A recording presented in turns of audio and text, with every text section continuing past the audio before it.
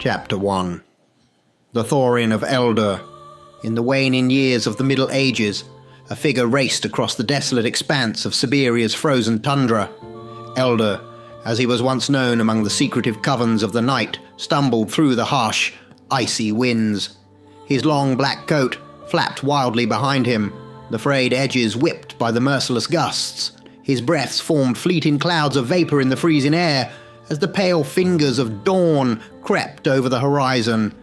Eldor's heart, though seldom stirred by fear, pounded with the terror of the approaching light. Sunlight was anathema to his kind, a fatal embrace he could not survive. Behind him, the distant shouts of a relentless mob echoed over the ice. They were hunters, merciless and singular in their purpose to purge the land of his ancient curse. "Let them take me," he murmured, his voice a mere wisp of defeat against the howling wind. Hunger gnawed at him, an insatiable, torturous hunger that had driven him to desperation and now to potential doom. With each labored step, the light crept closer, a silent hunter greater than any wielding torch or pitchfork. Eldor's eyes, once a vibrant emerald, now dulled with exhaustion and hunger, scanned the bleak landscape for refuge. There was none, only ice, endless and unforgiving. In his peripheral vision, a dark opening caught his attention, a hidden ice pool, a potential tomb or sanctuary from the biting rays of the sun. As the first rays of sunlight singed the edges of his cloak, Eldor slipped into the ice pool. The cold was immediate and brutal, seizing his limbs, encasing him in a crystalline prison. As the ice closed over him, the world above faded into a muffled silence, the cries of the mob dimming and then disappearing.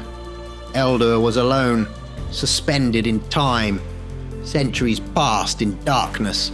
When the thaw came, it was subtle at first. The ice around Eldor wept, droplets of water tracing paths through the thawing frost, and then, with a suddenness that startled even the ancient creature, he was free. The ice surrendered, its captive to a world utterly transformed. Eldor emerged into a landscape still dominated by ice, but the silence he had known for ages was gone, replaced by a low, constant moaning. The sun, hidden behind a heavy veil of grey clouds, provided little warmth but enough light to reveal a chilling sight. Hordes of undead, zombies, roamed the tundra, their bodies decayed, their movements jerky and uncoordinated. They were everywhere, a sea of rotting flesh, yet they paid him no heed. Walking among them, Eldor felt an eerie sense of invisibility. These creatures, driven by a primal hunger not unlike his own, seemed unaware of his presence. His own hunger, however, grew more acute with each passing moment. Where could he find the living in this dead world? Was there any warmth of blood left on this frozen, forsaken earth? He wandered, driven by the ancient instinct to survive, his eyes always searching the horizon. Then, atop a desolate ridge, Eldor stopped. He looked out over the vast, icy landscape, the undead drifting like shadows below. His mind, sharp as ever, raced with plans and possibilities. How would he feed? How could he continue to exist in this new, nightmarish reality? As the chapter closes, Eldur stands alone, a dark figure against the grey expanse, his fate as uncertain as the dying light that struggles to pierce the gloomy sky. The hunger within him is a burning fire, and the world stretches out, bleak and unyielding, before him. Chapter 2. A faint whisper of life. Eldur wandered through the vast ice-bound wasteland, each step a testament to his growing desperation. The landscape stretched endlessly before him, barren and devoid of any living soul, filled only with the staggering hordes of decaying undead. Amid the bleakness, a thought crept into his ancient, cunning mind. Do we share the curse of undeath? He murmured to himself, his voice barely audible over the howling wind. It was a notion that haunted the fringes of his thoughts, growing louder with each passing moment. Perhaps there was more, a hidden thread linking their damned existences. Driven by this new curiosity and the unbearable pangs of hunger tearing at his soul, Eldur approached a half-frozen, half-decayed zombie that shuffled aimlessly through the snow. He attempted to communicate, speaking the ancient tongue of the night, but the creature acted as though Eldur were no more than a wisp of air, a ghost in this ghostly world. His hunger mounting to an overwhelming crescendo, Eldur, in a burst of anger and despair, shifted into his shadow form. As a dark mist, he swept through the zombie. Instantly, the undead creature collapsed into a heap, lifeless once more, and truly dead. Surprised, and not a little alarmed by his own destructive power, Eldur paused to consider what had just occurred. This ability to end undeath, what did it signify? The gnawing hunger made it difficult to concentrate, but Eldur focused his energies once more, not to destroy, but to connect. Using his shadow form, he enveloped another wandering corpse, this time gently, trying to forge a link rather than sever it. The corpse slowly turned to face him, its milky eyes meeting his. Encouraged, Eldur whispered, "Food." Collapsing onto the cold ground, weakened by hunger and exertion, Eldur looked up as the undead creature pointed towards a distant place, its arm jerking awkwardly towards the horizon. The gesture was vague, but unmistakable. Eldur's heart, though it no longer beat, surged with a flicker of hope. Was he now able to communicate with these lost souls? With great effort, Eldur rose to his feet, his body aching and his mind weary. He began to walk in the direction indicated by the undead creature, each step fueled by the dual forces of desperation and the faintest whisper of possibility. Could this pointed direction lead him to a remnant of life, a haven in this desolate, post-apocalyptic tundra? The possibility pushed him forward, a dark figure moving through a sea of decay, clinging to the thin thread of hope that somewhere in this forsaken world, life persisted. In the frozen wilderness, a small, ramshackle outpost stood as a beacon of life amid the desolation. Inside, a handful of survivors went about their daily grind, checking the undead crowding against the outer walls, shoring up their defenses, and reinforcing barricades worn by constant assault. Among them, two men, John and Marcus, conversed wearily over their routine tasks. "There's thousands of them out there," John noted, a hint of fear in his voice. "But so far, they haven't figured out how to breach our walls. Let's just hope they don't all start thinking and rush us at once." Marcus scoffed. "They're just a walking mass of rotting flesh and no brains." Suddenly, a guard on watchtower duty shouted, drawing the attention of the outpost residents, "Hey, there's someone out there, and the undead aren't attacking him." Curious and cautious, the survivors gathered to peer out over the icy expanse. There, staggering towards their sanctuary, was Eldur. Despite the biting cold and his evident exhaustion, the undead seemed to ignore him, part in ways as he approached. "How is that possible?"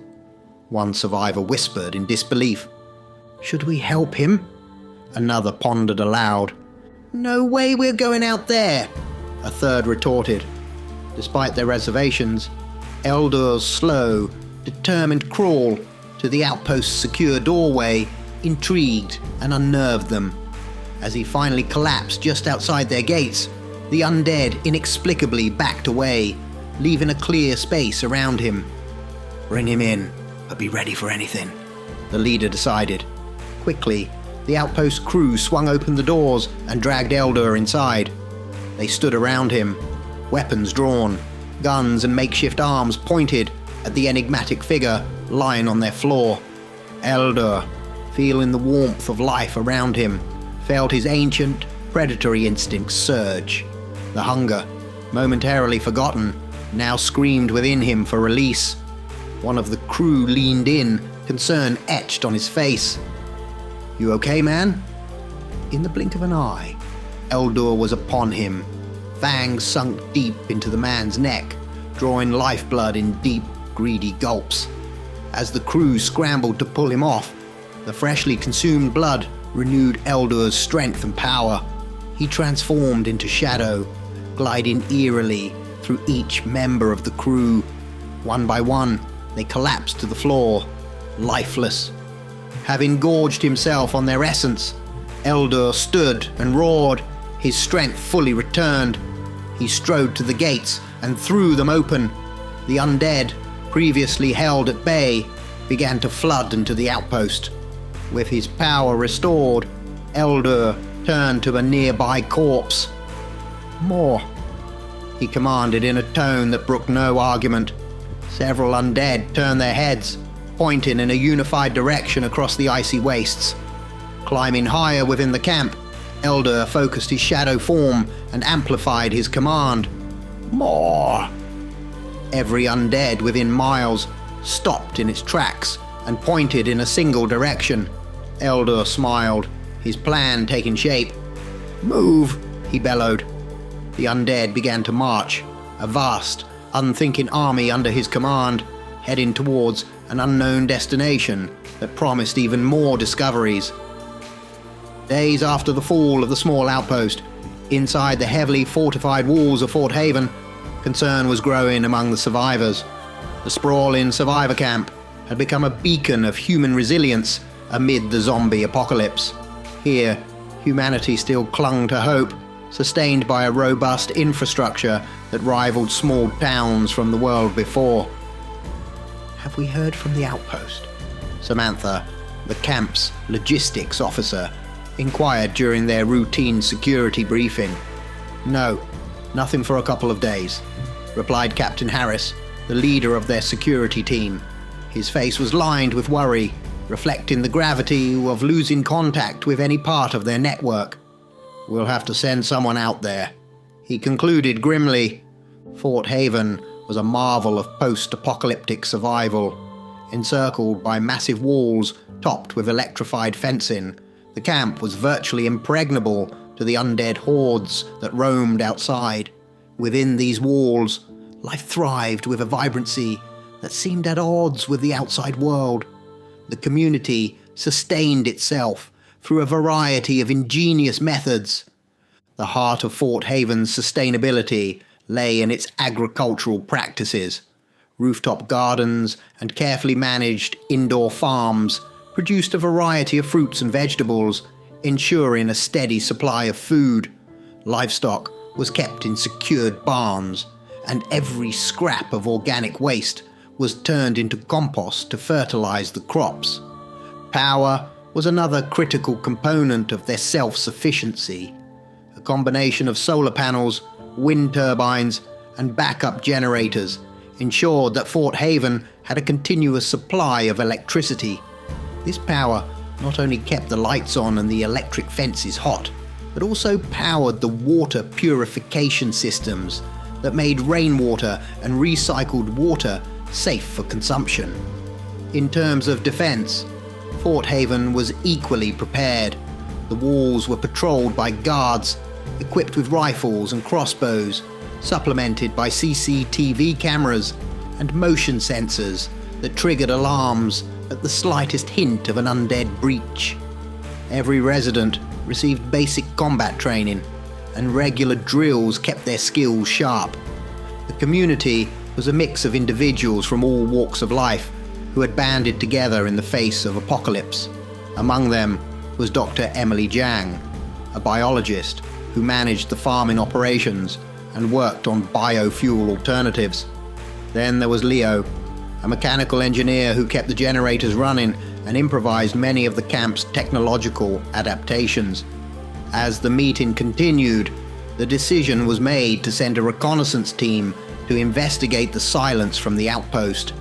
The team would include Marco, a former park ranger known for his survival skills, and Jenna, a communications specialist who could potentially re-establish contact with the outpost.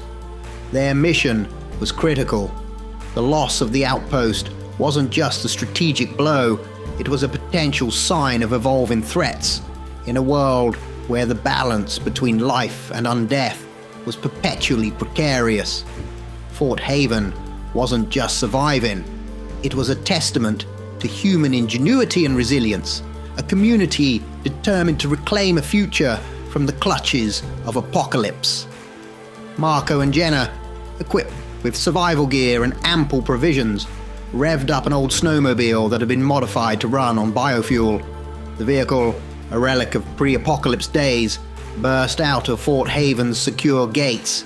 Ready to brave the icy wilderness, they sped across the barren landscape, navigating skillfully around the sparsely distributed undead that roamed aimlessly in the cold. The snowmobile's engine growled beneath them, a reassuring sound against the eerie silence of the frozen wasteland. After an hour of travel, Marco slowed the vehicle to a cautious crawl. Ahead, the terrain opened up into a wide plain, and his sharp eyes caught a disturbing sight. "Look there," he said, pointing out to Jenna. In the distance, a massive wall of undead advanced, thousands upon thousands, all moving in a unified, ominous march. The sheer number was staggering, a living sea of decay and death, each step vibrating through the frozen ground. "We need to turn back. We cannot get through them," Marco declared, the urgency in his voice mirroring the grave situation unfolding before them. Jenna nodded in agreement, her eyes wide with the realization of the impending danger. They quickly spun the snowmobile around and sped back toward the safety of Fort Haven. The sight of the advancing horde, a relentless army driven by some unseen force, sent a chill deeper than the icy wind that whipped around them. At the heart of this macabre procession was Eldur, his figure almost imperceptible among the sea of decaying bodies. His connection to the undead strengthened with each passing moment, his ancient mind constantly calculating the reasons behind this newfound control. Like the undead horde, he was driven by a singular, overwhelming desire to feed.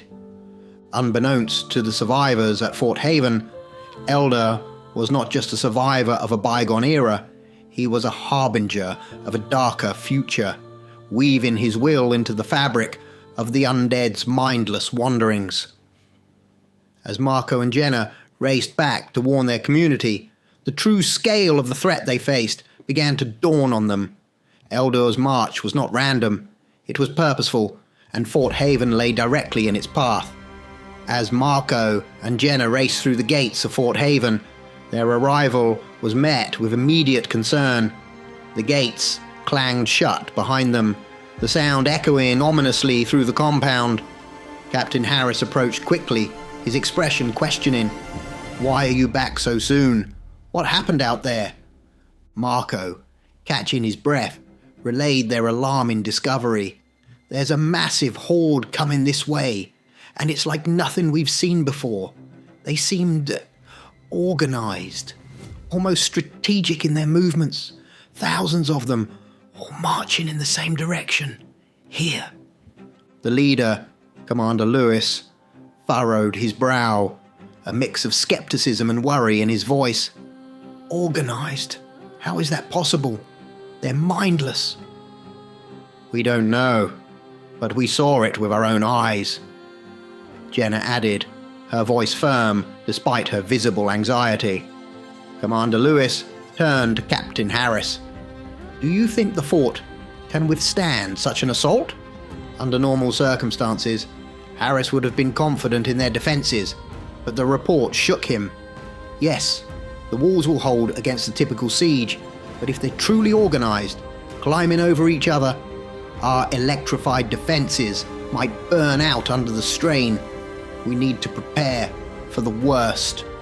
At that moment, another team member, Sylvia, spoke up.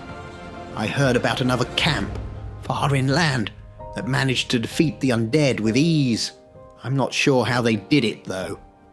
"It might be worth looking into," Commander Lewis mused, his mind racing with possibilities.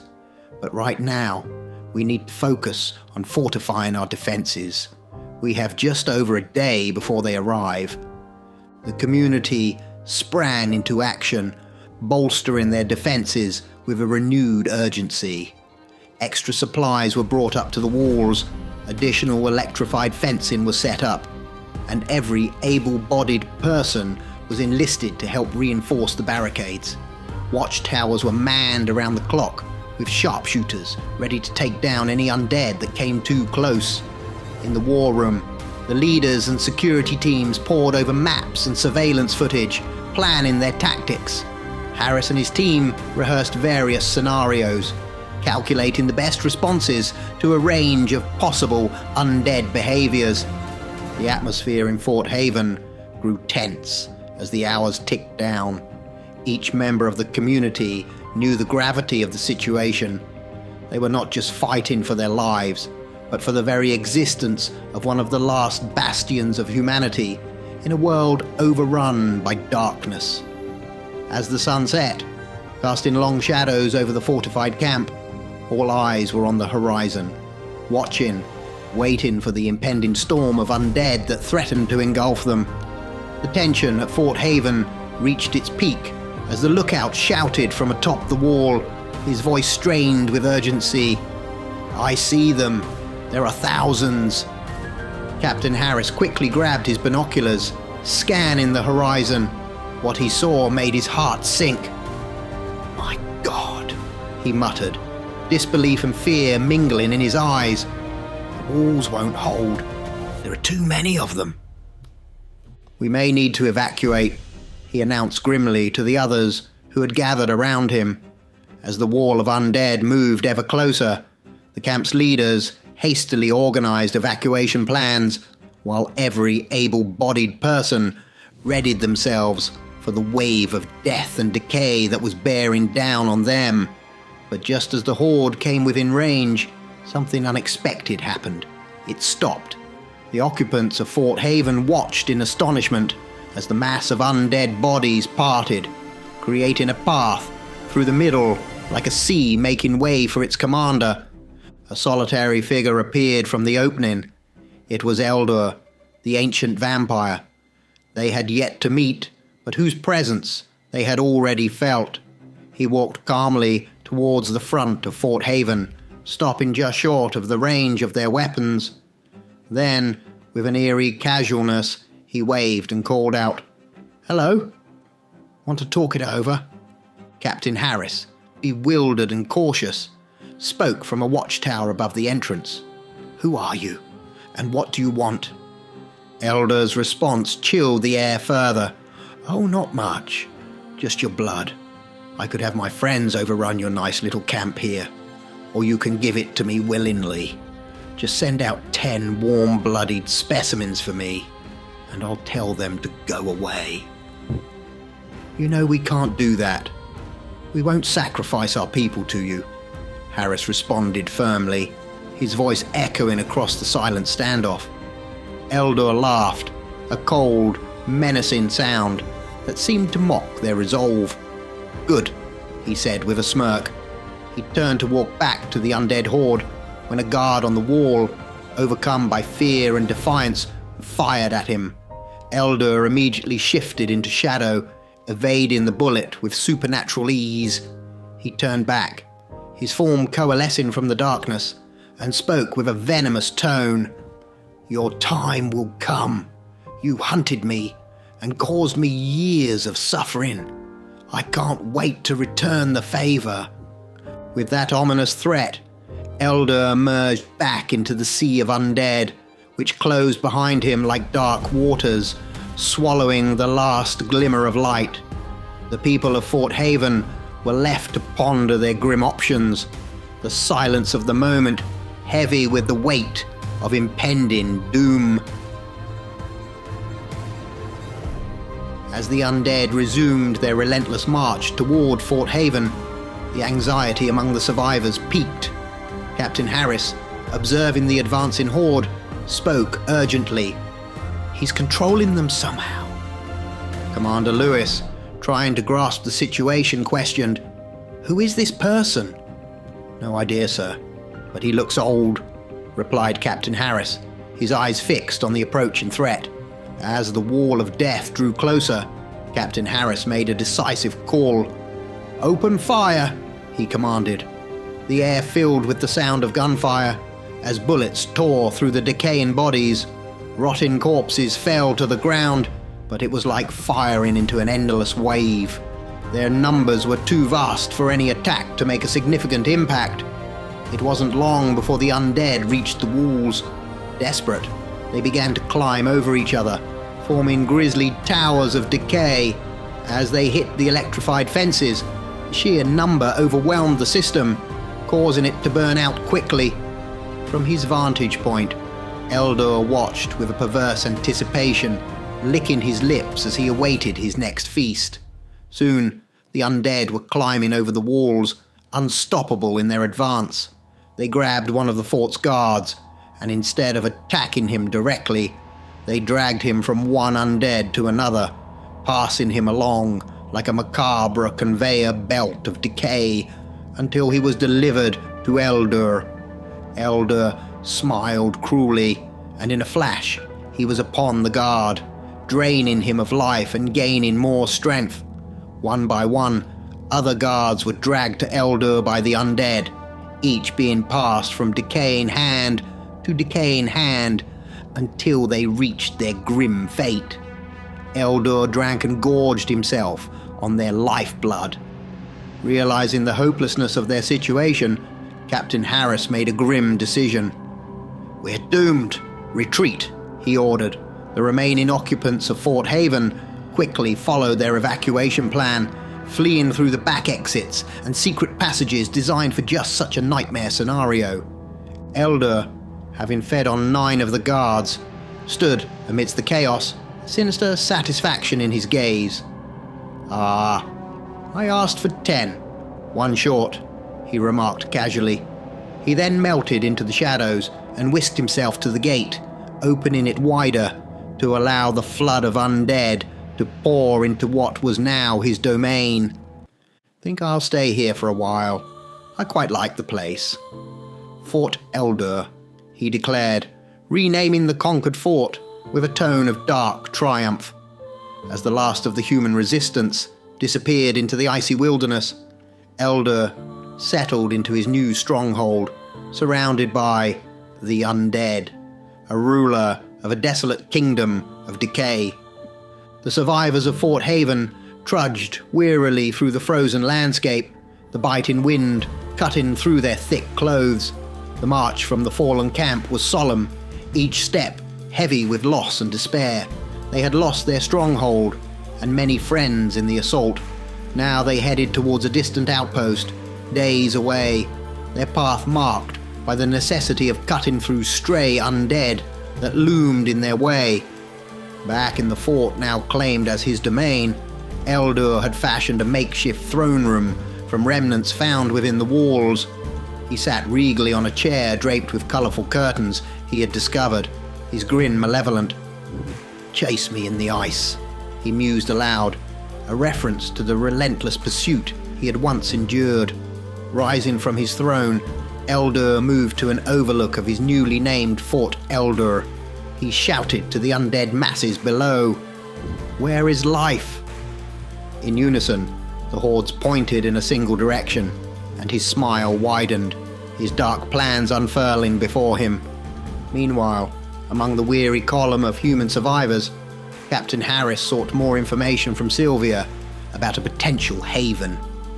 "Tell me more about this camp that defeated the undead," he urged, hoping for a shred of hope amid their bleak predicament. Sylvia glanced at him, her expression mixed with hesitation and faint hope. "Well, it's mostly a rumor I picked up during my travels," she began cautiously. "There's a camp that had vampires to protect it from the undead, but it's said that the vampires eventually defected, choosing to work with the undead. Somehow, they managed to destroy every undead within miles in seconds. But remember, it's only something I heard." Captain Harris nodded, processing this information. The idea that vampires could be both a threat and a potential ally was perplexing, yet it hinted at possibilities they had not considered. Could there be a way to use such power to their advantage? Or was it merely another peril in a world already brimming with dangers? As they continued their march, the survivors clung to each piece of hope, discussing strategies and potential allies in hushed tones. The journey was harsh, and the cold unrelenting, but the human spirit, resilient in the face of such adversities, spurred them onward. In the distance, the vague outline of what could be salvation or another battle loomed, a reminder of the ever-present struggle for survival in a world turned nightmarish. Days of relentless marching through the harsh, frozen landscape finally brought the survivors of Fort Haven to a small outpost. Exhausted but relieved to find shelter, the group was met with a mixture of welcome and wariness.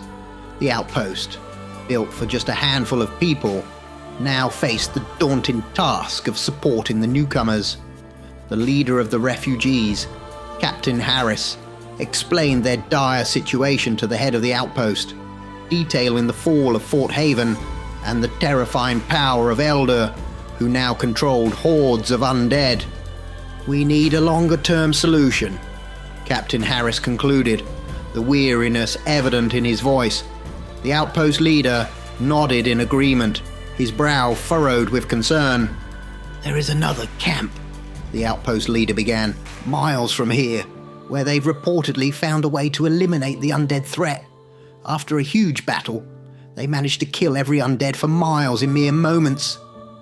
Captain Harris's interest piqued. "We could use this technology," he mused aloud, the possibility igniting a spark of hope among the weary survivors. Meanwhile, back at Fort Elder stood commanding his vast undead army with a chilling calm. His control over the undead had grown stronger with each passing day, his powers reaching further as he commanded more and more of the walking dead. With a simple command, "Move," the undead began their relentless march towards the outpost, driven by Elder's will. Bolstered with fresh kills from their recent conquests, Elder's powers were at their peak, and the undead horde swelled, gathering more walking corpses as it advanced. The small outpost, now a refuge for the entire inhabitants of Fort Haven, braced for an overwhelming siege. The survivors quickly set about fortifying their new home, utilizing every resource and tool at their disposal. They knew the stakes: survive Elder's onslaught or perish. As the undead horde drew nearer, the tension within the outpost reached a fever pitch. Captain Harris and the outpost leader coordinated their defenses, rallying everyone to prepare for the battle that could determine their fate. Will the survivors find the rumored technology in time to stop Elder's march of the dead? Will they be able to hold off the undead army long enough to escape to the distant camp? These questions hang in the air as the scene is set for a desperate struggle for survival. Stay tuned for the continuation in Crimson Dawn Series 2, where the fate of the survivors and the battle against the undead will unfold in new, thrilling chapters.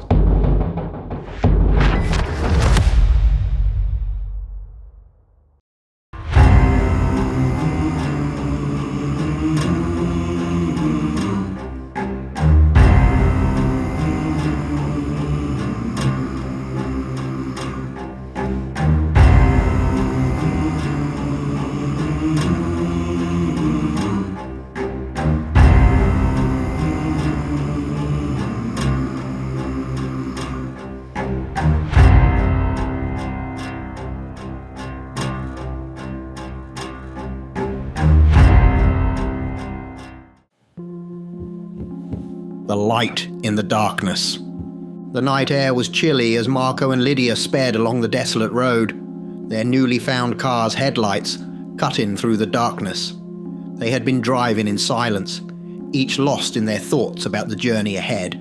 Marco's eyes were focused on the road, but Lydia's were scanning the horizon. It was she who first spotted the flickering light in the distance. "Look, a fire," she pointed out, her voice breaking the silence.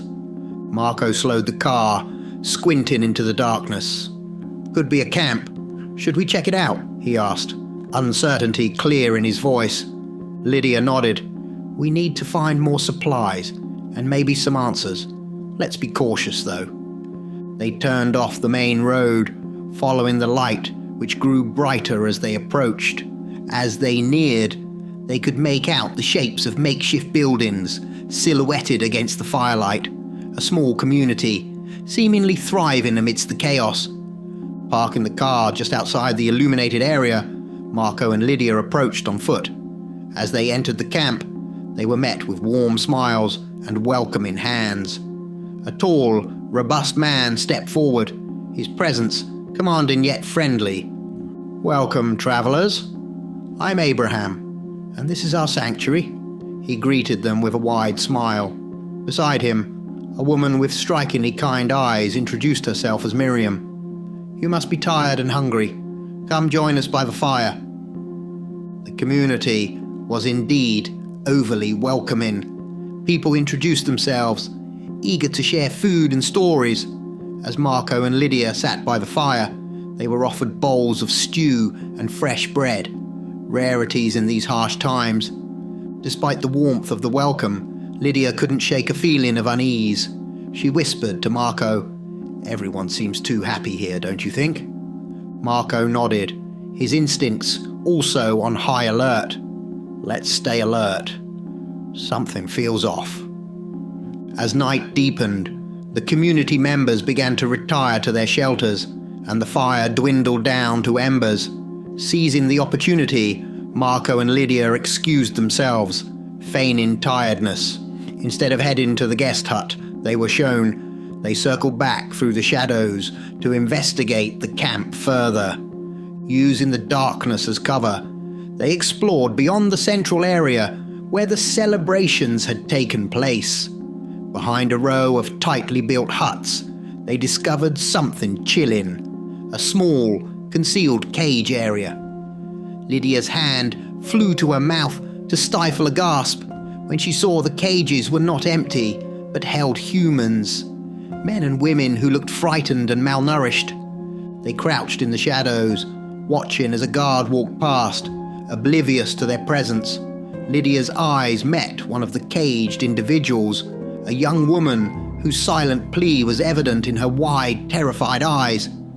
Marco turned to Lydia, his voice low and urgent. "We need to find out what's happening here. This isn't just a sanctuary, it's something far darker." As they retreated to plan their next move, the weight of their discovery pressed heavily upon them. The night at the camp had just begun, and with it, the unfolding of grim secrets that would challenge their very notions of humanity and survival. Chapter 2. Traps and Traitors. As Marco and Lydia attempted to quietly slip back to their hut, they were suddenly confronted by Abraham and a group of villagers. The air was thick with tension, and the warmth they had earlier felt from these people had evaporated into cold hostility. "We welcomed you in as our guests, and this is how you repay us, by sneaking around our village." Abraham's voice boomed in the silence of the night, his tone laced with accusation and betrayal. "Seize them," he commanded. Marco and Lydia tried to resist, their instincts kicking in, but they were quickly overwhelmed by the numbers against them. The villagers' friendly facades were gone, replaced by menacing glares. "Looks like a feast is in order, and we have the main dish," Abraham declared grimly, confirming Marco and Lydia's worst fears. These weren't just villagers, but a cult of cannibals. Meanwhile, far from the perilous situation unfolding in the cult village, Sarana lay in wait for a scouting party from the outpost. The party consisted of Derek, Nina, and the Wolfpack member, Freya. The trio, having formed a close bond from previous missions, ventured into a small abandoned town to check for materials that could help build defenses at the outpost. They entered an old hardware store, their spirits high as they joked with each other, unaware of the danger lurking in the shadows. Suddenly, Serana emerged, her appearance as silent as it was deadly. Wasting no time, Freya transformed into her werewolf form, ready to protect her human companions. "This time will be different. None of you will leave," Serana taunted, her smile chilling. Derek and Nina quickly positioned themselves behind Freya, ready for a fight. As Freya lunged at Serana, a silver glint flashed through the air. A sharp yelp pierced the air as Freya fell to the floor. Wincing in pain from a silver weapon, a deadly tool against lichens. "Oh no, your little lapdog got hurt?" Serana mocked. She then began to stab at Freya's werewolf form relentlessly until it stopped moving. Horrified, Derek and Nina tried to run, but Serana was quicker. She caught Derek, drinking greedily from him.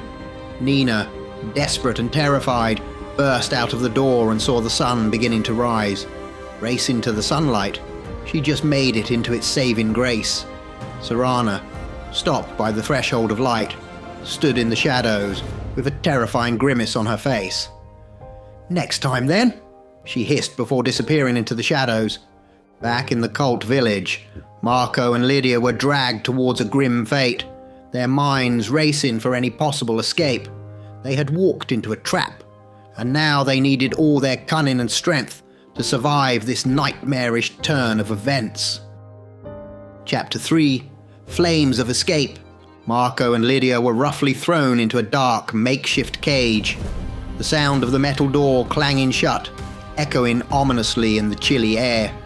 Inside, they found themselves not alone. A third figure sat huddled in the corner, her eyes wide with a mixture of fear and resignation. She introduced herself as Rachel. "I came here with 2 friends, thinking we'd found a safe haven," she whispered, her voice hollow. "They were killed, eaten by these cult members. I was next." Lydia's expression hardened with determination. "We need to get out of here," she stated firmly. Rachel shook her head despondently. "There's no way out. We tried, but failed. There are too many of them to fight." Marco, who had been examining their surroundings, nodded in agreement. "We need a distraction," he murmured thoughtfully. "Look there, your backpack, Marco," Lydia suddenly exclaimed, pointing to a pile of belongings the cult had carelessly thrown near their cage. They didn't see any weapons in there, so they left it. "There's a flare in there." Quickly formulating a plan, they managed to coax a younger, more naive cult member who was passing by to get closer, under the pretense of needing water.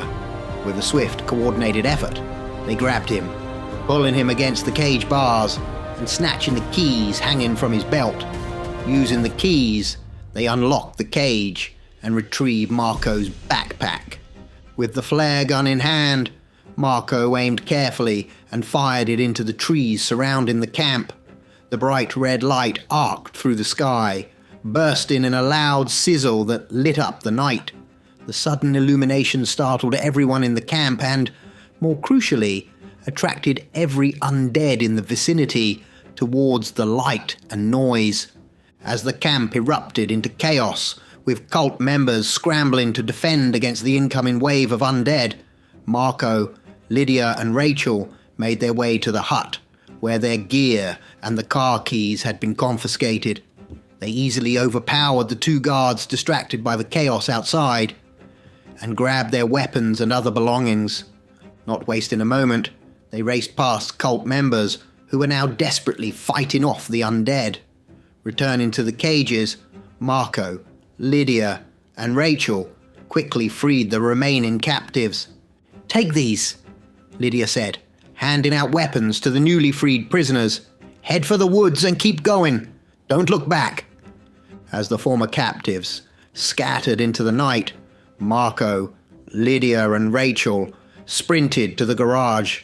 They uncovered the car, the same one they had arrived in, just as a large wave of undead slammed into the camp. The screams of the cult members filled the air. Marco fired up the engine, and with one last look at the chaos they were leaving behind, they sped off into the night. Behind them, the camp was overrun.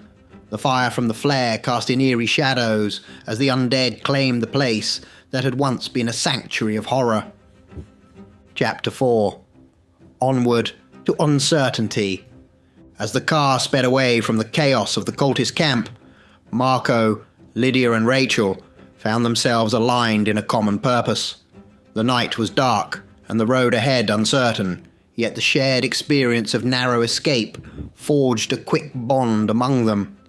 Marco focused on the road, but his mind was on the mission, to find the rumoured camp with vampire guards, and hopefully a weapon to destroy the undead for good. Breaking the silence, Marco glanced at Rachel in the rearview mirror. "So, where were you coming from before all this happened?" he asked, seeking to understand more about their new companion's past, and perhaps glean information that might aid their journey. Rachel sighed, her voice tinged with exhaustion and the weight of memories. "Months ago, we got separated from our stronghold, Fort Haven. It was devastated by a Lycan attack. The whole camp was thrown into chaos," she explained, her eyes distant with the recollection. "We travelled for what seemed like forever, until we stumbled upon that cult." The camp leader of Fort Haven, Captain Knox, broke off with a few members. I'm sure they escaped. We managed to get away too, but lost the others and travelled so long just to get captured by those maniacs. Rachel's tone was bitter as she recounted the harrowing ordeal. She paused, then added, "There was talk of weapons that may help our cause against the werewolves and the undead, but that's all I know." Lydia, who had been listening intently, nodded. Any information could be crucial. Knowing there are other survivors out there gives us a bit more hope. Maybe they found something useful, or perhaps they've made it to the camp we're looking for.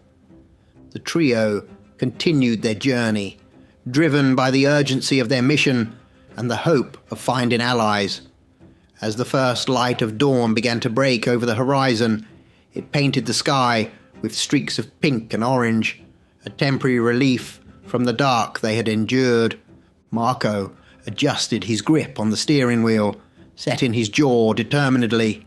"We'll find this camp," he stated firmly, "and we'll find a way to stop these threats once and for all." The car pushed forward, cutting through the early morning mist, its occupants bound together by a shared goal and the unspoken fears of what lay ahead. The road was long, and the answers they sought were shrouded in uncertainty. But with each mile, they moved closer to potential salvation, or deeper into peril. Chapter 5. The Siege of Fort Elder. Nina, breathless and visibly shaken, delivered the grave news to Captain Harris and Lucan at the outpost. "Derek is gone, and so is Freya. If not for the sun, I would also have been killed," she reported, her voice heavy with grief and fear. "The vampire woman had a knife, shiny, like silver," Nina explained, the memory causing her to shudder. "Silver," Lucan interjected, a dark tone to his voice. "Yes," confirmed Nina, "it shined like silver." "Silver is deadly to us," Lucan stated gravely, a grimace of pain and anger crossing his features. "A single cut with a silver blade is fatal, but that witch will pay for what she has taken from us." In that moment, Lucan transformed into his Lycan form, a massive and formidable beast. He let out a deep, primal howl, resonating with the pain of his loss and calling to his kind. Within moments, the rest of the wolf pack arrived, gathering at the outpost. No words were spoken, but the primal message conveyed their shared loss and intensified their ferocity. Just as the wolf pack was about to depart for Fort Elder, Captain Harris threw some leather straps on the ground. "Wrap these around your arms. We were taught to wrap clothing when dealing with knife attacks. This leather will protect your arms," he instructed, his voice urgent. Lucan gave a snarl of acknowledgement, and several Lycans used the leather. However, Lucan himself refused to use it, driven by a deep need for vengeance that overshadowed caution. They jumped the walls and raced towards Fort Elder, fury blazing in their eyes. Encountering small groups of undead along the way, they dispatched them quickly, their minds set on their primary target. As they arrived at the fort, they were stunned to see it surrounded by a massive horde of undead, all shambling around the fort in a vast, protective circle. There were too many to kill, even in their state of enraged determination. Lucan issued a primal command, and all 9 Lycans formed a small triangle formation, beginning to drive a wedge through the circle. Claw and Fang dispatched the undead as they advanced. When they neared the walls, they easily climbed up and over. Inside the fort, they saw a group of undead, each armed with makeshift spears that shone in the remnants of the day's sun. These undead seemed different, somehow more intelligent, and the tips of their spears were coated with silver. A fierce battle ensued as the Lycans descended upon these undead guards.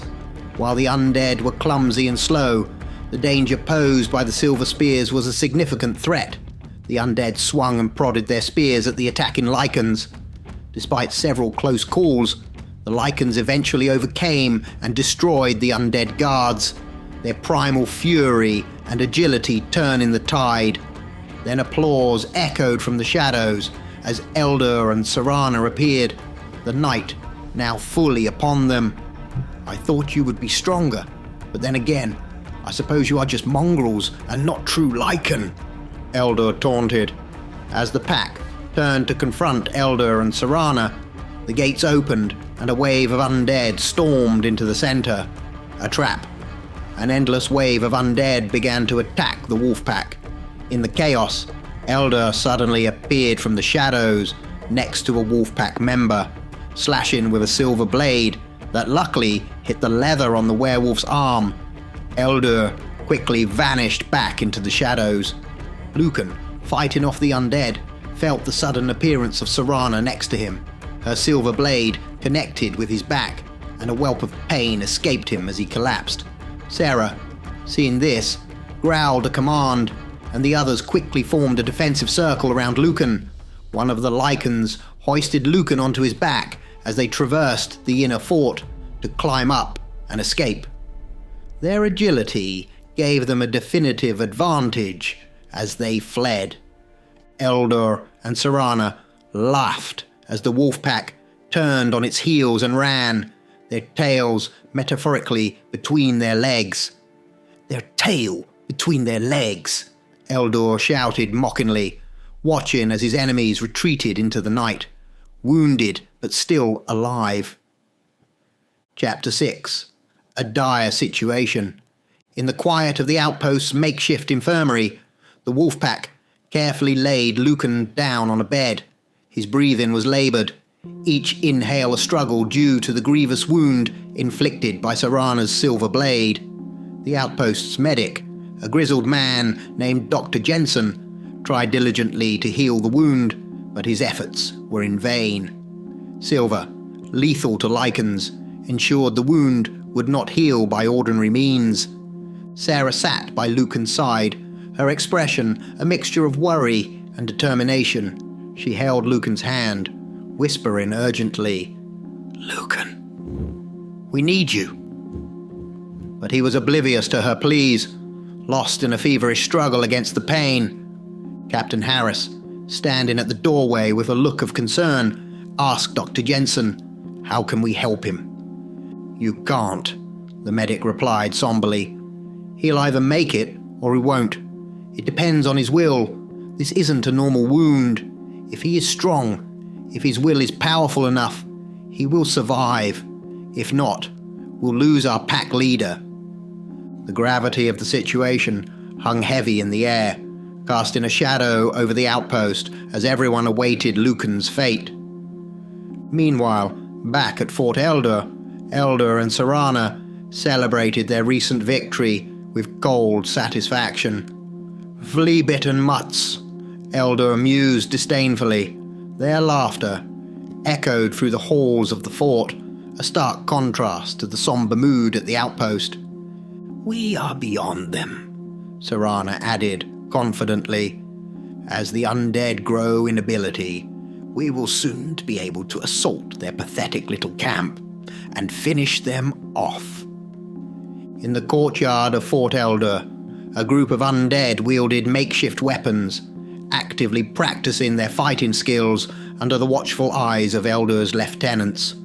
The scene was gruesome yet impressive as these creatures, typically mindless, now executed the combat drills with a rudimentary level of precision. The power of Elder's shadow connection, growing with each passing day, delved deeper into the dark art of necromancy, enhancing his control over the undead. This newfound ability not only fortified Fort Eldor's defenses, but also promised a dire threat to any who dared oppose Elder. As his undead minions practiced, Elder watched from a balcony, his mind teeming with strategies and his heart void of mercy. The thought of crushing the outpost once and for all brought a cruel smile to his lips. Back at the outpost, the night grew deeper and the tension thicker. Sarah, refusing to leave Lucan's side, continued her vigil. The rest of the wolf pack, along with the humans of the outpost, prepared for the worst, but hoped for a miracle. The battle lines were drawn, and in the hearts of those at the outpost, the resolve to fight hardened, fueled by the potential loss of their leader and the looming threat of Elder's next move. Chapter 7. Unexpected Encounters. The reliable hum of the Honda's engine sputtered into silence as Marco grimaced and turned the ignition key in vain. "We're out of fuel," he announced with a mixture of frustration and resignation. They let the car roll forward on the momentum it had left, until inertia finally brought them to a gentle halt along the dusty roadside. Stepping out of the car, Nina patted the hood affectionately. "You did good, little girl," she said, referring to the car, "but we've got to walk from here." Walking through the desolate landscape under the harsh sun, the trio pushed forward. Their muscles ached and their throats were parched, but they kept their spirits up with light banter and the shared goal of survival. As the day wore on, their pace slowed, weighed down by fatigue and the relentless heat. "Look there," Rachel pointed towards an old shed just off the road. "Maybe small, but it looks secure." Grateful for any shelter, they made their way to the shed. It was indeed small and cramped, but it provided a much-needed respite from the elements. Inside, they arranged their minimal gear and settled down for the night, each lost in their thoughts, but comforted by the company of allies. The morning greeted them with the light of a worry-free dawn, a rare luxury in their grueling journey. "Wow, a night without worry," Nina exclaimed as she stretched her limbs, refreshed by a night's rest free from attacks. "Let's get going. We need to find food and water," Marco said, always focused on the task at hand. They resumed their trek, hopeful and alert. After a few hours, they stumbled upon an old, abandoned house. "Looks clear," Marco noted cautiously as they approached. Two undead shambled around the outside, a reminder of the world's harsh reality. "Let's take 'em," Nina declared confidently. The trio quickly dispatched the two undead with efficient, silent coordination and climbed through a window to enter the house. Inside, the house seemed untouched by other survivors, an eerie time capsule of the life once lived there. As Nina explored the kitchen, her voice echoed with excitement. "Look here," she called out. In the kitchen, they found boxes of Spam luncheon meat piled in a corner. "This stuff never goes off," Rachel remarked with a grin, relief evident in her voice, as they sat down to enjoy a meal of spam, appreciating the simple pleasure of eating without fear. A noise from outside abruptly shattered their temporary peace. Marco's head snapped towards the window, signalling everyone to crouch and hide. Peering out cautiously, he saw a man approaching the house. The man wore a chrome mask that obscured his face, reflecting the sunlight in a blinding glare. As the man reached the door, he called out in a voice that resonated with authority and a chilling calmness. "It's okay. I know you're there, and you're only there because I allow it." The declaration hung in the air, thick with implications. Who was this masked man, and what did his ominous presence mean for Marco, Nina, and Rachel?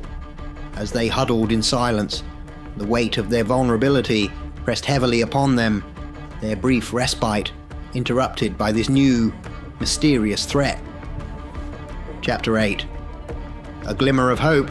The atmosphere at the outpost was charged with anxious tension as everyone awaited news of Lucan's condition. Sarah, having spent countless hours by Lucan's side in the infirmary, finally emerged with her head bowed low, a somber expression on her face. Then, unexpectedly, she looked up with a smile as Lucan walked through the door behind her, though clearly still in pain and moving cautiously. He was alive and had pulled through the worst of his injuries. At this sight, the wolf pack transformed and let out a series of joyful howls, their sounds echoing across the outpost. The human members of the outpost erupted into cheers, relieved and rejuvenated by Lucan's recovery. Sometime later, in the command tent, Captain Harris, Samantha, Commander Lewis, along with Lucan and Sarah, convened to discuss the looming danger posed by Elder.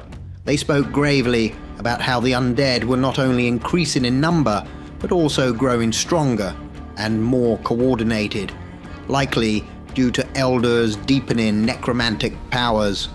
The deadly combination of Elder and Serana, with their mastery of shadow forms and use of silver weapons, made them an even more formidable threat.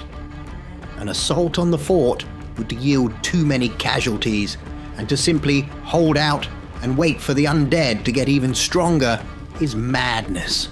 Commander Lewis pointed out, "We need a strategy to combat the growing power of the elders and the undead," Captain Harris added, his voice laced with urgency.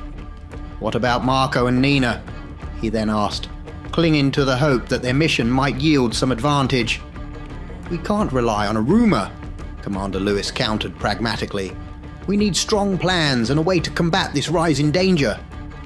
Lucan, still recovering, chimed in, "I am useless for the foreseeable future, but my wolf pack can help." His voice, though weak, carried a determined edge, his commitment to the cause unwavering despite his physical condition. As the meeting concluded, the members of the outpost felt a renewed sense of purpose, aware that the battle was far from over and that their resolve would be tested like never before. End of Part 3 of Crimson Dawn, Series 2. In the next installment, the mystery deepens. Who is the man in the chrome mask, and what are his intentions? Will the outpost manage to devise a strategy robust enough to combat Elder and his increasingly powerful undead army? And just how formidable can these enhanced undead become? Join us as the saga continues, where survival hangs by a thread and new alliances are forged in the face of overwhelming odds.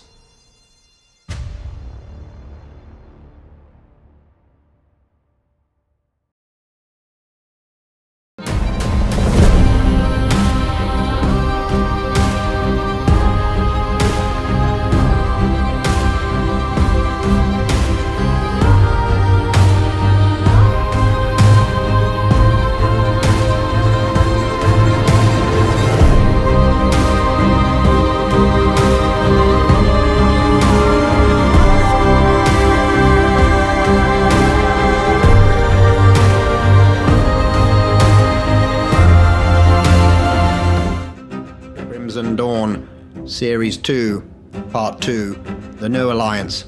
In the dwindling light of a cold evening, Captain Harris reviewed the fortifications of the outpost. His mind was heavy with the reports from the scouts that had come in earlier that day. Elder and his undead army were on the move and would reach them within days. The atmosphere in the camp was tense, with every survivor bracing for the imminent attack. Plans for evacuation were hastily drawn up, with routes and contingencies discussed in quiet, urgent meetings. Time passed with anxious preparation, the shadow of Eldur's approaching horde looming over every action. It was during one of these fraught evenings that the unexpected happened. 10 strangers appeared at the gates of the outpost, their hands raised in peace. "We come in peace," one of them declared calmly.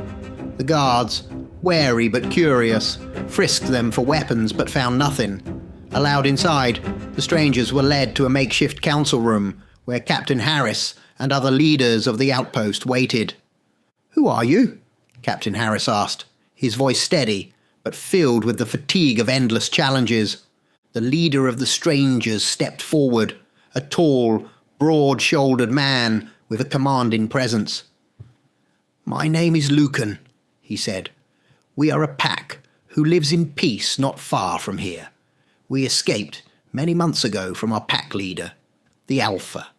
We did not agree with the Alpha's ways. At first, we were unable to resist the Alpha's will.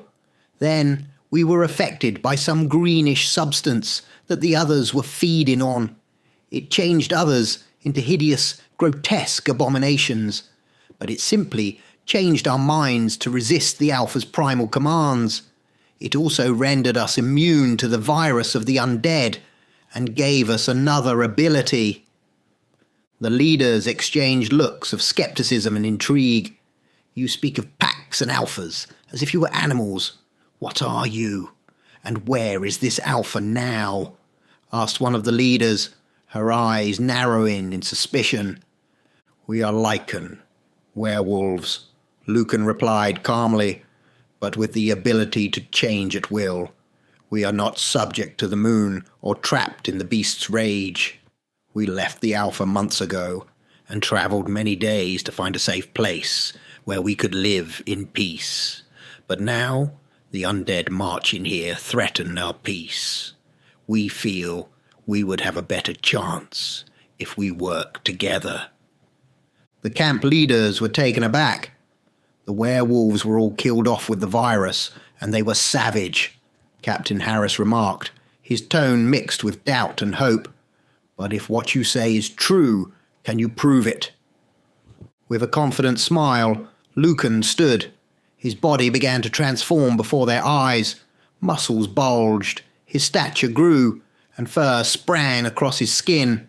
In moments, where a man once stood, there now towered a huge, muscular werewolf. Despite the fearsome appearance, there was a clear sense of intelligence in his eyes, something that had indeed changed these feral werewolves to think as humans, even in their beastly form. The room fell silent, every survivor staring in a mixture of fear and awe. Here was a creature of legend, offering not only proof of his nature, but also an alliance. In a world torn apart by the undead, this new alliance could mean their survival, or it could be another dangerous gamble. The leaders had a crucial decision to make, with little time to make it. The icy winds howled across the frozen wasteland as the 10 Lycan raced to confront the undead horde advancing towards the outpost. Enhanced by the bioweapon used by their former Alpha, these Lycan possessed not only resistance to the undead virus, but the remarkable ability to change form at will and retain their cognitive functions even in their beast form. As they sped on all fours across the stark landscape, their powerful limbs propelling them with graceful ferocity, they were a majestic sight. Soon, the grim reality of their mission came into view. A vast, shuffling wall of decay. The undead moved en masse, an unstoppable tide of moaning figures that stretched as far as the eye could see. Lucan, the leader of the Lycan, glanced over at Sarah, his second in command, who was in her formidable Lycan form. A strange smile formed on his mouth, a mix of grim determination and a wild thrill at the challenge ahead. Then, without a word, he led the charge. The confrontation was brutal and swift. Despite their massive numbers, the undead were no match for the ferocity of the werewolves. Lucan and his pack tore through the horde with devastating efficiency. Their sharp claws and powerful jaws ripped through the rotting flesh of their foes, sending limbs and decayed bodies scattering across the snow. The undead, driven by a basic and mindless hunger, could not strategize or retreat. They pressed forward, only to be met with the Lycan's relentless assault. The werewolves moved as a coordinated unit, their years of pack hunting allowing them to anticipate each other's movements and create openings for devastating attacks. They slashed and tore through the horde, their growls and snarls a fearsome symphony amidst the groans of the undead. However, even their enhanced abilities had limits. After a significant time battling, fatigue began to take its toll on Lucan and his team. Realizing they could only thin the numbers and not stop the horde entirely, Lucan let out a piercing howl, the signal for retreat. Turning on their heels, the 10 Lycan sprinted back toward the safety of the outpost, their bodies heavy with exhaustion, but their spirits lifted by their small victory. As they reached the outpost, the guards quickly opened the gates, letting them in. They transformed back into their human forms, each one catching their breath, their chests heaving from exertion. Sarah immediately approached the leaders of the outpost, her expression serious. "We've managed to thin them out, but it's not enough. They'll be here in about 3 to 4 hours, she reported. "We need to rest if we're to be of any use in the coming fight." Captain Harris and Commander Lewis nodded in understanding. They began to prepare their remaining fighters, fortifying their positions and readying themselves for the imminent attack by the undead. The outpost braced for what might be their last stand, the air tense with the anticipation of battle. The partnership with the Lycan had given them a fleeting advantage, but the true test of their alliance was yet to come. The tension at the outpost was palpable as the guard on watch sounded the alarm. "They're here!" As the defenders looked over the wall, the shuffling wave of death and decay edged forward, a slow tsunami of undead threatening to engulf them. Lucan, Sarah, and the other members of the Lycan pack were poised for battle. Despite the brief rest, their eyes burned with a fierce determination to protect their newfound allies. Captain Harris lined up his men, knowing all too well that their ammunition was limited. "Make every bullet count," he ordered solemnly. Fighters, stationed at the walls, gripped their long, makeshift spears, ready to keep the undead at bay. Even with the Lycan's help, the odds seemed daunting. Captain Harris turned to Lucan, seeking a deeper connection in the heat of the impending battle. "What do we call you and your pack?" he asked. Lucan met his gaze, a grim resolve in his eyes. "Wolfpack," he responded simply. As the undead came within range, every armed guard began firing, each shot bringing down an undead. But soon, ammunition levels were critically low, and Harris had to make a tough call. "Cease fire! Save the remaining rounds for a last stand," he commanded. The guards were now to engage in close combat. At that critical moment, the Wolfpack leaped over the wall into the fray, a ferocious blur of fangs and claws. They decimated the front lines of the undead with ruthless efficiency. However, their physical prowess could only take them so far. Lucan signaled for retreat. The Lycans jumped back over the wall to safety, taking a moment to catch their breath. The undead had been significantly thinned out by the skirmish, yet a formidable number still pressed on, posing a severe threat to the outpost's defenses. The guards, resembling a phalanx from times long past, used their spears effectively, constantly attacking and repelling the encroaching undead. Just when it seemed the outpost might be overrun, a sudden change occurred. The undead halted their advance and then began to retreat, leaving a solitary figure in their wake. Elder. He stood with a cold fury, assessing the resilience of the outpost. "I'll come in there and kill you myself. You are all helpless to my power," he threatened with a menacing tone. At that moment, Lucan stepped forward, transforming back into his powerful werewolf form. "Still want to play, little vampire man?" he taunted.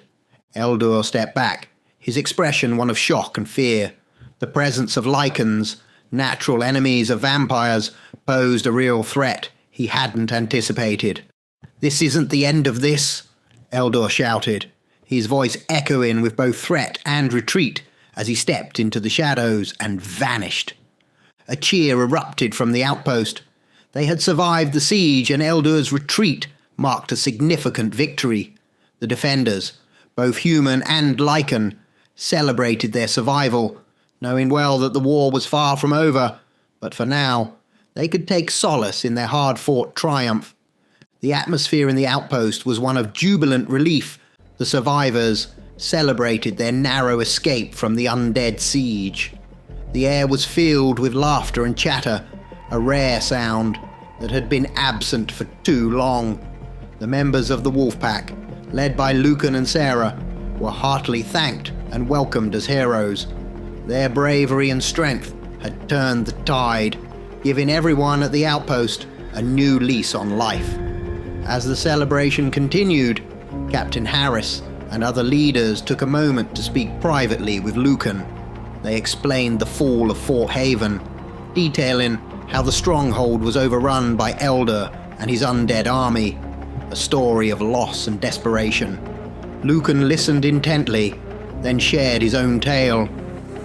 "There is a camp, many days' ride from here, where vampires protected the people by calling the undead," he began, his voice low.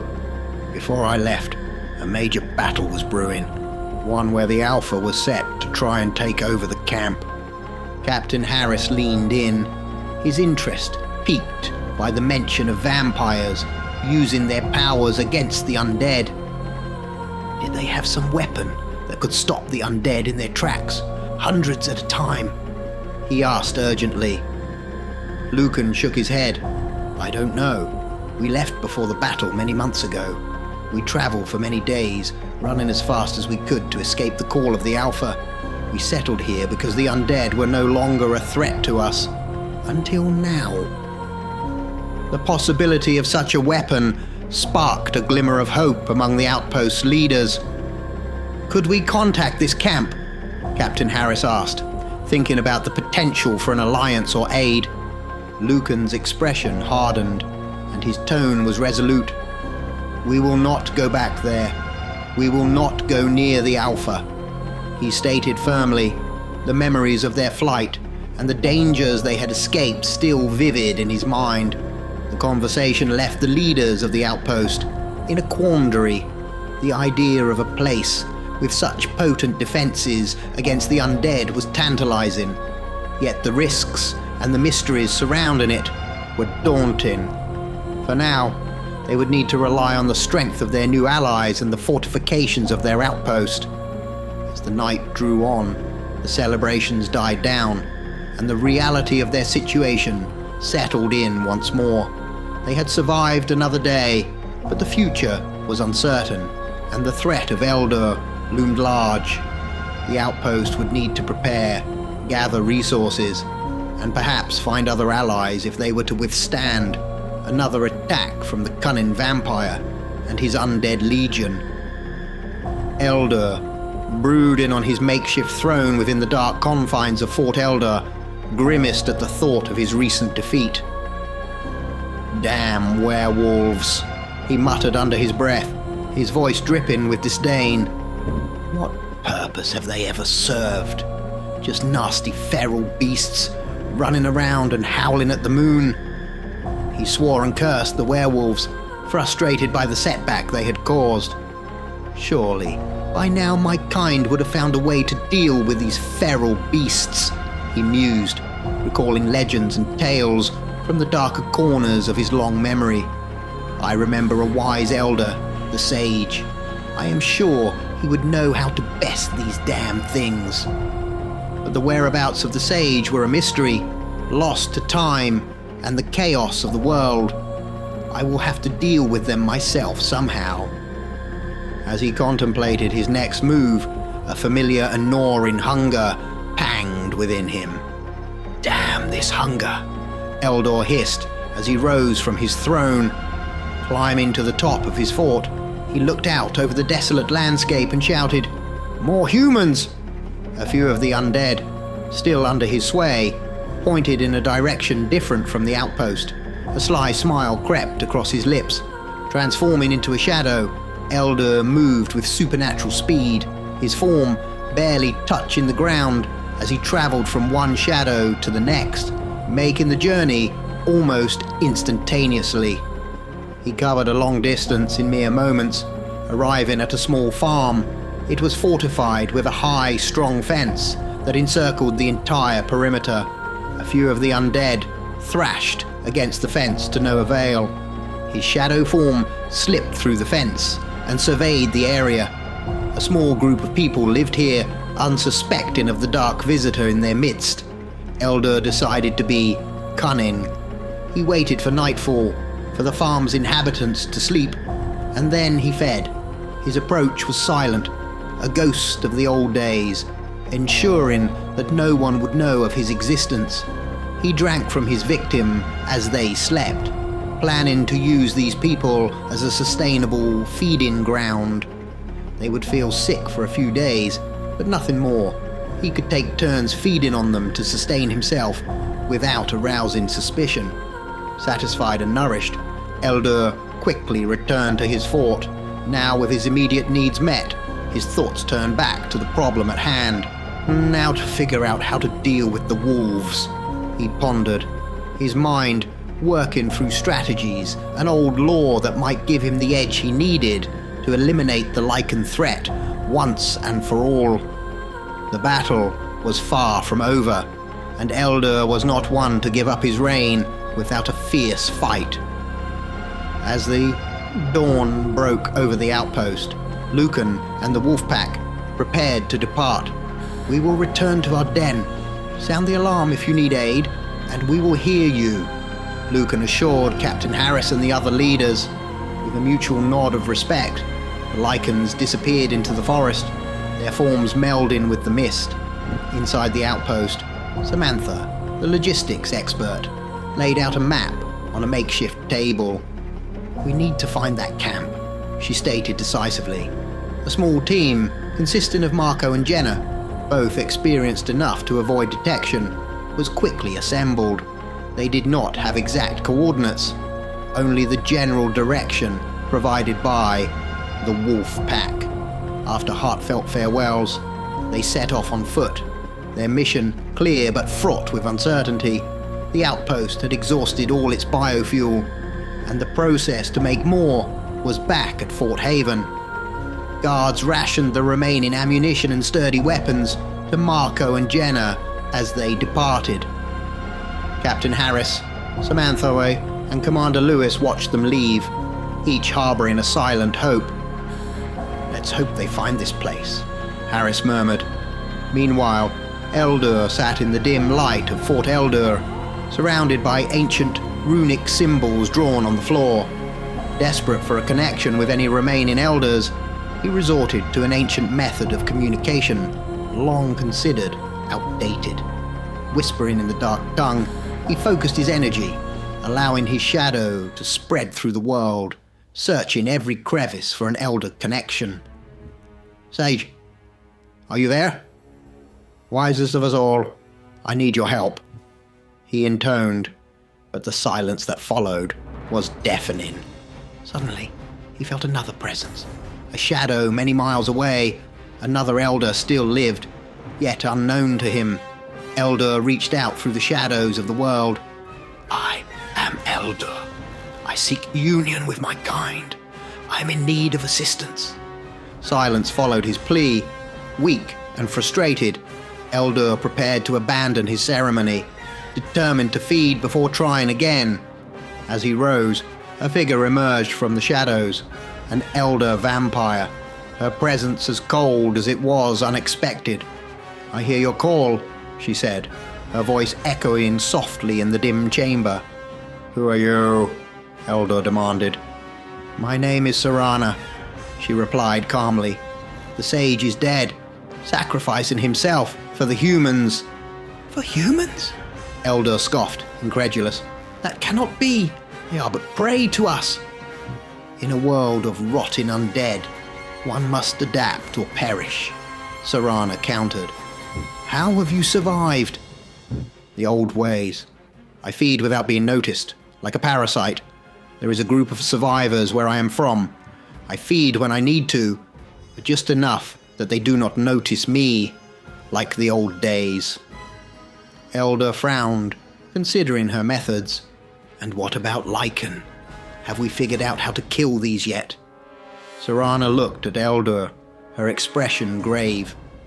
"We must stay clear of the lichen. They were created to keep the elders in check. In the lichen outbreak, we lost many elders." "There was a lichen outbreak?" Elder asked, a hint of curiosity in his tone. "Yes, before the undead. It devastated many," Serana explained. "Interesting." Elder mused, a new thought forming in his mind. "Then these are not true blood lichen, but a weakened link from the lineage." Serana nodded, confirming his suspicion. "Exactly. We must be cautious, Elder. They may not be the ancients, but they are dangerous nonetheless." As the conversation unfolded, plans and strategies began to form, with Elder realizing that he might have found not just an ally, but also valuable insights into handling the threats surrounding them. At the outpost, the need for additional supplies became urgent. With most of the undead now drawn towards Elder's fort, the nearby town, usually teeming with danger, appeared less threatening. The team decided to capitalize on this opportunity. "We can raid the place for any leftover supplies. With practically zero undead there, it's our best chance," suggested a team member named Tom. "We'll go at night and use the darkness to hide us." Two members, Tom and his companion Lisa, set off under the cover of darkness. Their first target was the local drugstore, in hopes of finding medicines, antibiotics, and more. As they entered the town, they encountered only a few stray undead, which they easily avoided, slipping past them with practiced stealth. Inside the drugstore, they rummaged through the shelves and discovered a small supply of outdated pills and drugs. "Better than nothing," Lisa remarked, stuffing the find into her backpack. As they were about to leave, an ominous voice echoed through the dimly lit store. "Going somewhere?" The chilling tone froze them in their tracks. Serana stepped out from the shadows, her eyes gleaming with malice. "He said you'd try this. Guess it's a free lunch for me," she taunted. Before they could react, Serana was upon them. In seconds, she drained the blood from Tom, leaving his lifeless body slumped on the cold floor. Lisa, paralyzed with fear, was quickly incapacitated by Serana's swift movements. Just then, two shambling undead entered the store, grabbing Lisa. "Share and share alike," Serana remarked, as they began dragging her back towards Fort Elder. Sometime later, Lisa was thrown at the feet of Elder inside his fort. "For me?" Elder quipped, a twisted smile playing on his lips. "You shouldn't have." He then bent down to drink greedily from the terrified woman, extinguishing her life with a deep, satisfied gulp. Serana appeared beside him, watching with cold detachment. "Well, that's two less," she commented. Elder, still smiling from his feast, gave a nod of approval. "Reinforce the surrounding wall. I don't want those flea-bitten mutts getting in here for revenge," he ordered, his voice carrying a mix of caution and disdain. The grim scene set a darker tone within Fort Eldur. Eldur and Serana, united in their predatory pursuits, reinforced their defenses, preparing for any retaliation the outpost might muster.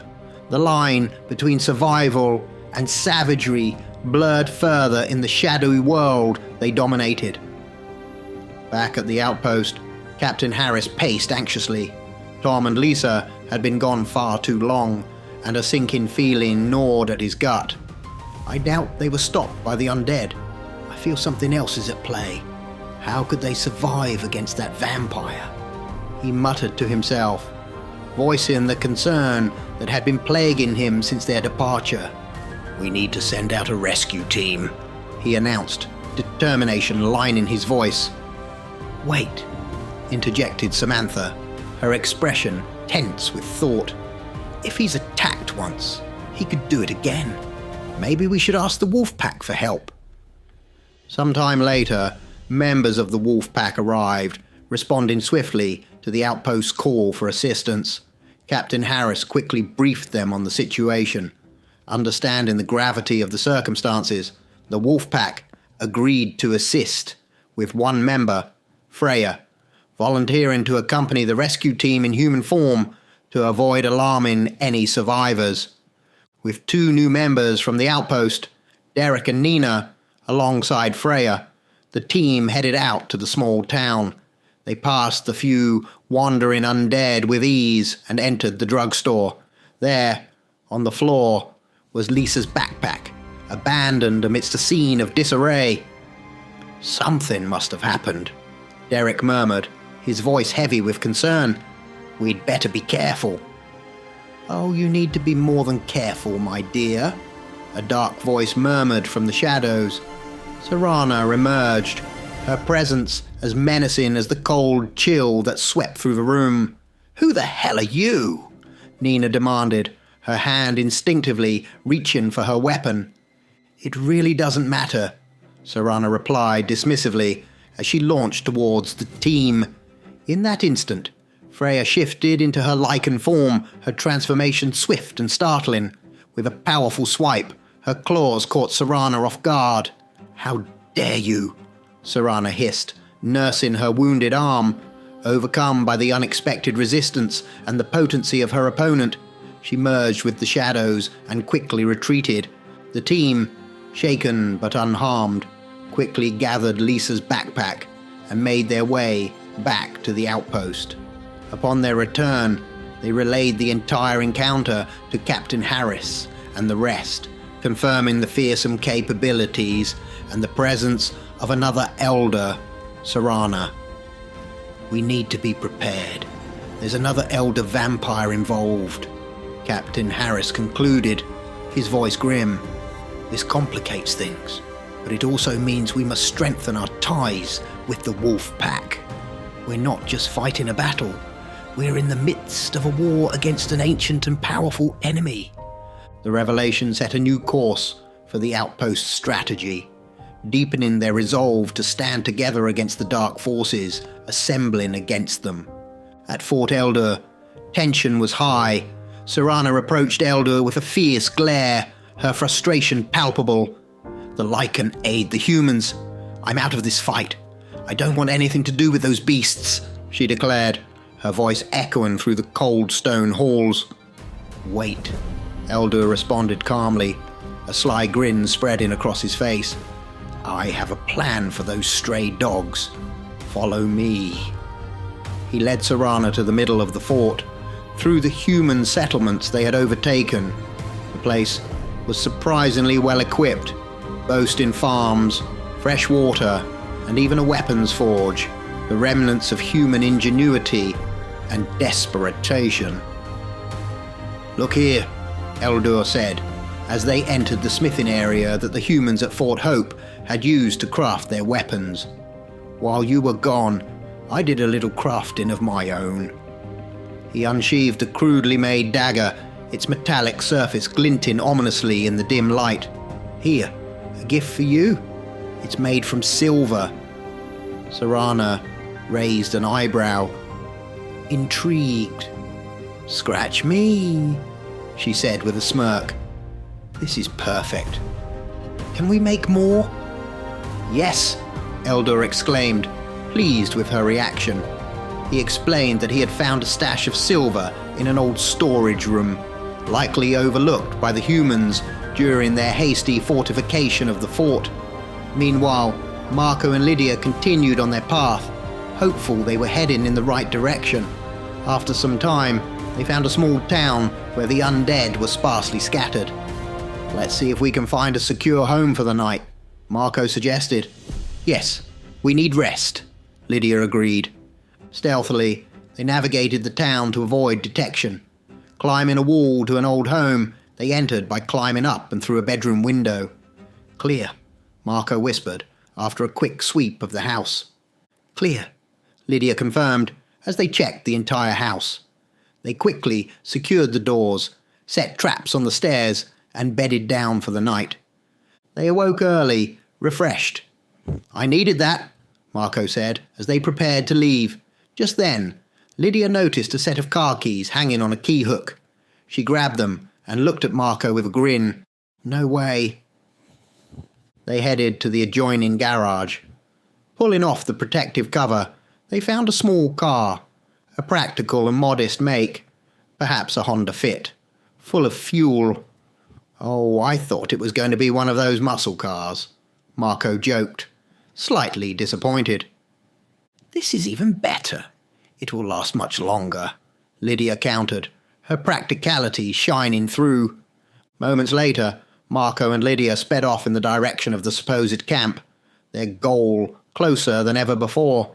As they left the town behind, the dawn broke, casting a hopeful light on their journey. This small car, unassuming yet reliable, symbolized a new beginning, a chance to outrun the shadows of their past and drive towards a future that was slowly coming into clearer view. Coming soon, Part 3, Crimson Dawn Series 2. As shadows lengthen and the struggle for survival intensifies, what fate awaits Marco and Lydia on their perilous journey to uncover a mysterious camp? Will they discover new allies or face unexpected threats in their quest for hope? Back at Fort Elder, Elder and Serana arm themselves with dark intentions and even darker weapons. With silver at their disposal, can they devise a plan sinister enough to threaten the formidable wolf pack? The ancient enmity between vampire and lichen is set to reach a boiling point. Meanwhile, Elder's mastery over the undead grows as he delves deeper into the forbidden arts of necromancy. How will his burgeoning power affect the survivors of Fort Hope? Can they find a way to protect themselves against a force that commands death itself? Tensions rise, alliances are tested, and the line between friend and foe blurs in the upcoming continuation of the Crimson Dawn Series 2. Stay tuned for a tale of courage, betrayal, and the undying will to survive in a world where the dawn is as crimson as the blood on which it rises. Coming soon. Thank you for joining me on this chilling journey. If your thirst for the unknown and the unexplained is still unquenched, I invite you to delve deeper into the abyss of terror. Just beyond the veil of reality, another story awaits to send shivers down your spine. Dare to join me in the next video, where the unknown becomes known and the unseen seen. Until then, keep the lights dim and your mind open. This is Professor Shadow, signing off.